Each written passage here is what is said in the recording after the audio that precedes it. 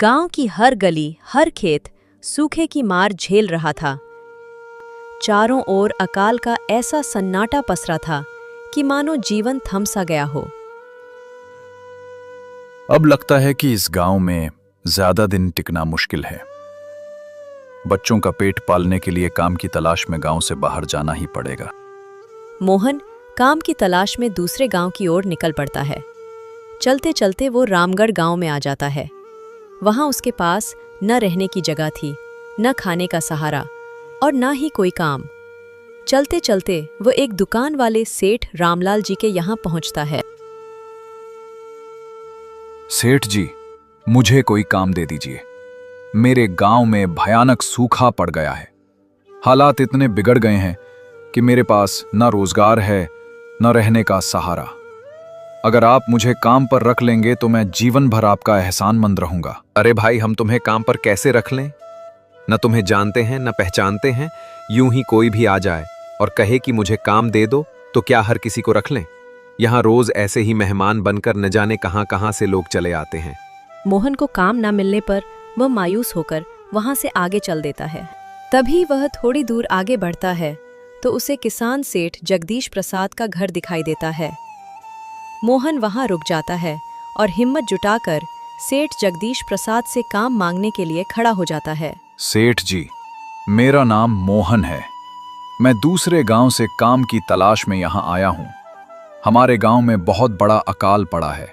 खेत सूख गए हैं और लोग एक एक बूंद पानी के लिए तरस रहे हैं। अगर आप मुझे अपने पास कुछ काम दे देंगे तो ये मेरे लिए बहुत बड़ी मदद न होगी। मैं जीवन भर आपका आभारी रहूंगा। अरे रे, लगता है तुम्हारी हालत तो काफी खराब हो गई है। मेरे पास काम तो है, लेकिन सच कहूं तो मुझे नहीं लगता कि तुम उसे कर पाओगे। काम आसान नहीं है और तुम्हारी हालत देखकर तो बिल्कुल भी भरोसा नहीं होता। सेठ जी, आप बिल्कुल चिंता मत कीजिए। आप मुझे कोई भी काम दीजिए, मैं उसे पूरी मेहनत और ईमानदारी से करूंगा। आपको मुझसे कभी कोई शिकायत नहीं होगी। हमारे गांव के बच्चे भूखे मर रहे हैं। मैं हाथ जोड़कर आपसे विनती करता हूं, कृपया मुझे काम बताइए। अच्छा ठीक है मोहन, अब ध्यान से सुनो। मेरे पास 46 गायें और 55 भैंसें हैं। तुम्हें रोज उनका गोबर साफ करना होगा और सुबह शाम उन्हें चारा पानी देना होगा। महीने के अंत में तुम्हें इसके बदले 300 रुपये मिलेंगे। हाँ, 2 वक्त का खाना हमारी तरफ से मुफ्त मिलेगा। अब बताओ, क्या तुम ये काम कर पाओगे? अरे बाप रे, 46 गायें और 55 भैंसों को संभालना कोई आसान काम नहीं है। लेकिन अब मेरे पास कोई और रास्ता भी तो नहीं है, करना ही पड़ेगा। ऊपर से सेठ जी 2 वक्त का खाना भी दे रहे हैं। यही बहुत बड़ी बात है। ठीक है सेठ जी, मैं यह काम कर लूंगा, लेकिन आपसे छोटी सी विनती है। हाँ बोलो मोहन, क्या बात है? सेठ जी, अगर आपको कोई आपत्ति ना हो तो क्या मैं आपकी गायों के साथ गौशाला में रह सकता हूं? मैं इस गांव में नया हूं और मेरे पास अभी रहने का कोई ठिकाना नहीं है। सेठ जगदीश प्रसाद कुछ देर तक गहरी सोच में डूब जाता है। फिर मोहन को ऊपर से नीचे तक गौर से देखता है और धीरे से कहता है, ठीक है मोहन, तुम गौशाला में रह सकते हो, लेकिन सोच लो, वहां तो गाय भैंस का गोबर और उसकी बदबू बहुत ज्यादा रहती है। ऐसे में तुम वहां कैसे रह पाओगे? सेठ जी, मैं वहां रह लूंगा, कोई दिक्कत नहीं होगी। आपका बहुत बहुत धन्यवाद सेठ जी, आपने मेरा सहारा बनकर मेरे लिए बड़ी कृपा की है। अब मोहन गौशाला में रहकर अपना काम करने लगा। वह रोज सुबह जल्दी उठता, गाय भैंसों का गोबर साफ करता, उन्हें चारा डालता और समय पर पानी भी पिलाता। मोहन अपना हर काम ईमानदारी और पूरी मेहनत से करता था। धीरे धीरे जगदीश प्रसाद सेठ को भी उसका काम बहुत पसंद आने लगा, क्योंकि मोहन हर काम बड़े सलीके और सफाई से करता था। एक दिन जगदीश प्रसाद सेठ ने मोहन को अपने पास बुलाकर कहा, मोहन, मुझे तुम्हारा काम बहुत पसंद आया है। तुम गाय भैंसों का बहुत अच्छा ख्याल रख रहे हो। इसी वजह से दूध की गुणवत्ता भी बेहतर हो गई है और पहले से ज्यादा दूध भी मिलने लगा है। इसलिए मैं आज से तुम्हारी तनख्वाह बढ़ाकर 600 रुपये कर रहा हूं। सेठ जी, आपका बहुत बहुत धन्यवाद। आपने मुझ पर बड़ी कृपा की है। कुछ दिन इसी तरह बीतते गए। मोहन ने जगदीश प्रसाद सेठ के यहाँ पूरी मेहनत और ईमानदारी से काम किया। धीरे धीरे उसकी लगन और मेहनत रंग लाई और उसके पास अच्छा खासा पैसा जमा हो गया। उसी पैसे से मोहन ने अपने लिए एक छोटी सी रहने लायक कुटिया बनवा ली। गौशाला में सोते सोते तो नाक में गोबर की गंध बस गई है। अभी भी नहीं गई, लेकिन अब अपनी कुटिया में चैन की नींद सोऊंगा। तब से मोहन रोजाना जगदीश प्रसाद सेठ की गौशाला में काम करने जाता और दिन भर की मेहनत के बाद अपनी छोटी सी कुटिया में आकर सो जाता। कई साल इसी तरह बीत गए। मोहन की मेहनत और ईमानदारी से उसने अच्छा खासा धन जमा कर लिया। एक दिन मोहन सेठ जगदीश प्रसाद के पास पहुंचा और आदर से बोला, सेठ जी, आजकल गांव में चोरी की घटनाएं बहुत बढ़ गई हैं। मैंने बड़ी मेहनत से कुछ रुपए जमा किए हैं, जो अभी घर पर ही रखे हुए हैं। लेकिन मुझे हर समय इस बात की चिंता सताती रहती है कि कहीं उनकी चोरी ना हो जाए। आपको तो पता है, मैं दिन भर यहीं आपके पास काम करता हूं और केवल रात में ही घर सोने जाता हूं। ऐसे में उन पैसों की सुरक्षा को लेकर मेरा मन हमेशा बेचैन रहता है। सेठ जगदीश प्रसाद ने सहमति जताते हुए कहा, हाँ मोहन, तुम बिल्कुल सही कह रहे हो। आजकल गांव में आए दिन चोरी की घटनाएं सुनने को मिल रही हैं। ऊपर से दिन भर तुम्हारा घर खाली रहता है। ऐसे में चोरी होने की संभावना सचमुच बनी रहती है। जगदीश प्रसाद सेठ थोड़ी देर सोच में डूबे रहे। फिर मोहन से बोले, देखो मोहन, ऐसे समय में गांव में सिर्फ एक ही जगह है जहां तुम्हारा धन सुरक्षित रह सकता है, और वो है जमींदार का घर। क्या धन रखने की एकमात्र सुरक्षित जगह जमींदार का घर ही है और कोई जगह नहीं है? हाँ मोहन, तुम्हारे पैसे को जमींदार से ज्यादा सुरक्षित और कोई नहीं रख सकता। मोहन उसी दिन पैसे रखने के लिए जमींदार के घर चला जाता है। रुको, कहाँ बिना इजाजत अंदर चले आ रहे हो? यहीं बाहर खड़े रहो। जी, मुझे जमींदार जी से मिलना है। उनसे मुझे कुछ जरूरी काम है। क्या काम है तुम्हें उनसे? जरा साफ साफ बताओ। जी, दरअसल मुझे अपने कुछ पैसे उनके पास सुरक्षित रखवाने थे। इसी काम से मैं आया हूं। अच्छा ठीक है, तुम अंदर जा सकते हो। राम राम जमींदार जी, मेरा नाम मोहन है। मैं जगत सेठ के यहाँ काम करता हूँ। कुछ साल पहले ही मैं अपने गांव से यहाँ रोजगार की तलाश में आया था। अच्छा मोहन, बोलो, तुम्हारा क्या काम है मेरे पास? जमींदार जी, मैं कई सालों से जगदीश प्रसाद सेठ के यहाँ काम कर रहा हूँ।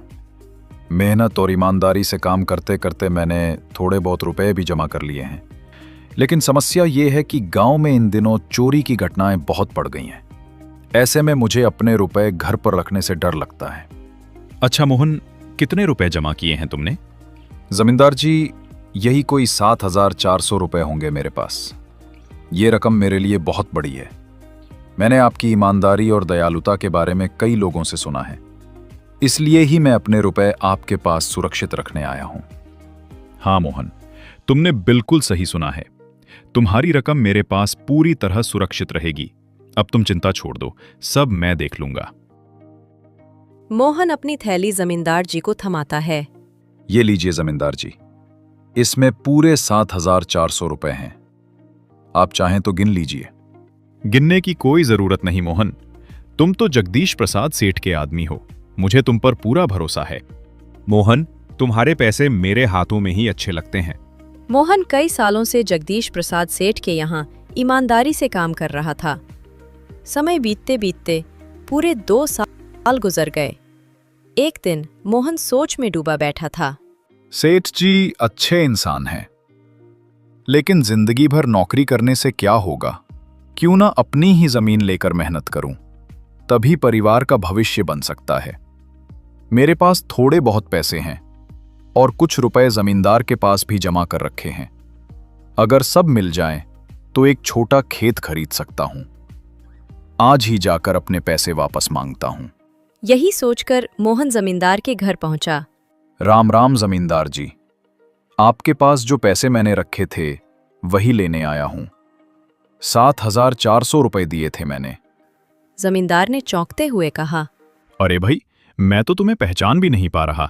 और वैसे भी मेरे पास तो ढेरों लोग पैसे ट्रैक से हैं। तुम्हारे पास कोई सबूत है क्या? मैं तो हमेशा कागज पर हिसाब किताब करता हूं। अरे जमींदार जी, मैं मोहन हूं। पिछले साल मैंने आपको पैसे संभालने के लिए दिए थे, याद आया कुछ? अरे भाई साहब, मेरे पास कितने सारे लोग आते जाते हैं पैसे रखने के लिए, और सबके साथ मेरा अच्छा व्यवहार होता है। वैसे आपके पास कोई कागजात हैं क्या? क्योंकि मैं हर व्यक्ति से कागज पर ही व्यवहार करता हूं। किसने कितने पैसे दिए और किसके कितने पैसे रखे हैं, सबका हिसाब मेरे पास कागज पर लिखा रहता है। जमींदार जी, ये आप कैसी बातें कर रहे हैं? आपकी ईमानदारी देखकर ही मैंने आपको पैसे दिए थे संभालने के लिए, और आप अब ऐसी बातें कर रहे हैं। कृपया करके मेरे पैसे मुझे वापस कर दीजिए। मेरे बच्चे हैं। जब से मैं यहाँ आया हूँ बच्चों को एक पैसा भी नहीं भेज पाया। हाँ मोहन, मैं ईमानदारी से ही काम करता हूं, इसलिए तो तुमसे डॉक्यूमेंट्स मांग रहा हूं। तुम्हें पता नहीं, जब किसी से पैसों का व्यवहार करते हैं तो स्टैंप पेपर पर लिखकर देना पड़ता है। तुम किसी से भी पूछ सकते हो। जमींदार जी, मैं गरीब आदमी हूं। खून पसीने से कमाए हैं ये पैसे। मुझ पर दया कीजिए। देखो मोहन, बिना कागज के मैं किसी को पैसा नहीं देता। तुम झूठा बहाना बनाकर मुझसे रुपए हड़पना चाहते हो। नहीं जमींदार जी, मैं आपके पैर पड़ता हूं। कृपा करके मेरे रुपए मुझे दे दीजिए। बड़ी मेहनत से मैंने वो पैसे जमा किए थे। मुझ पर ऐसा अन्याय मत कीजिए। मेरे बच्चे घर पर मेरा इंतजार कर रहे हैं। बस, बहुत हुआ नाटक। अरे ओ चौधरी, इस आदमी को बाहर निकालो, और अगर तस से मस ना हो तो इसकी अच्छी तरह खबर लो। जमींदार के आदमी मोहन को बेरहमी से पीटते हैं और धक्के देकर बाहर निकाल देते हैं। ऐसे में सबका पैसा वापस करने लगा, तब तो हो गया मेरा काम। 2 दिन तक दर्द से कराहते हुए मोहन घर पर ही पड़ा रहा। वो काम पर भी नहीं जा पाया। तीसरे दिन जगदीश प्रसाद खुद मोहन को देखने उसके घर पहुंचे। अरे सेठ जी, आप खुद यहां आ गए। आप खबर भिजवाते तो मैं खुद चला आता। नहीं मोहन, कोई बात नहीं, लेकिन तुम्हें देखकर लगता है कि तुम बीमार हो। बताओ क्या हुआ है? मोहन की आंखें भर आईं। सेठ जी, जिस जमींदार के पास रुपए रखे थे उसने इनकार कर दिया। ऊपर से अपने आदमियों से पिटवाकर धक्के मारकर निकाल दिया। अब तो सब खत्म हो गया सेठ जी। जगदीश प्रसाद ने गहरी सांस ली और कहा, ये तो बड़ा गंभीर मामला है। मैंने तो जमींदार के बारे में हमेशा अच्छा ही सुना था, पर मुझे भी नहीं पता था कि वो इतना गिरा हुआ इंसान है। तभी तो हर साल उसकी संपत्ति बढ़ती जा रही है। माफ करना मोहन, मैंने ही तुम्हें जमींदार के पास जाने को कहा था।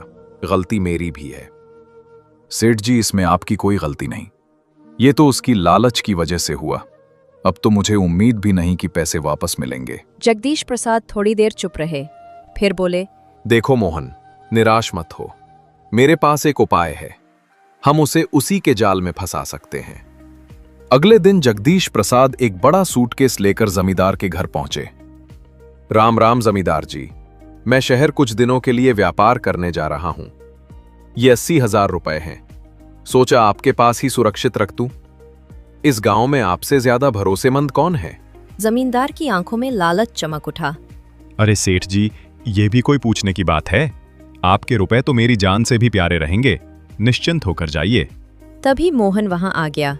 जमींदार ने उसे देखते ही मुस्कुराकर कहा, अरे मोहन भाई, अच्छा हुआ तुम आ गए। उस दिन मैं तुम्हें पहचान नहीं पाया था। रुको, तुम्हारे सारे पैसे अभी लौटाता हूं। जमींदार तुरंत मोहन के 7,400 रुपए निकालकर दे देता है और माफी मांगते हुए कहता है, उस दिन मेरे आदमियों ने तुम्हारे साथ गलत किया। मैं उन्हें तुरंत काम से निकाल दूंगा। मोहन बिना कुछ कहे चुपचाप वहां से निकल जाता है। वाह जमींदार जी, आपकी ईमानदारी देखकर दिल खुश हो गया। अब तो मैं निश्चिंत होकर अपना पैसा आपके पास रख सकता हूं। इतना ही कहा था कि तभी जगदीश प्रसाद का नौकर आकर बोला, मालिक, अब आपको बाहर जाने की जरूरत नहीं। व्यापारी खुद गांव आ रहे हैं। जगदीश प्रसाद हंसकर बोले, अरे, ये तो और भी अच्छी खबर है। अब रुपयों को यहां रखने का कोई मतलब नहीं। अगली बार जरूर आपके पास रखूंगा जमींदार जी। ये कहकर वो सूटकेस उठाकर अपने नौकर सन वहां से चले गए। जमींदार माथा पकड़कर रह गया। हाय री किस्मत, न 80,000 हाथ आए, न मोहन के 7,400 बचे, सब गया। आपका बहुत बहुत धन्यवाद सेठ जी।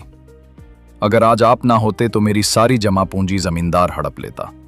जगदीश प्रसाद मुस्कुराकर बोले, मोहन, मेहनत और ईमानदारी से कमाने वाले का ऊपर वाला कभी बुरा नहीं होने देता, और जो हराम की कमाई करता है उसका कभी भला नहीं होता। आशा है ये कहानी आपको अच्छी लगी होगी। अगर कहानी से कुछ सीख मिली हो तो इसे लाइक और शेयर जरूर कीजिएगा। और हाँ, हमारे चैनल को सब्सक्राइब करना मत भूलिएगा ताकि ऐसी और दिलचस्प कहानियाँ आप तक पहुँचती रहें। धन्यवाद।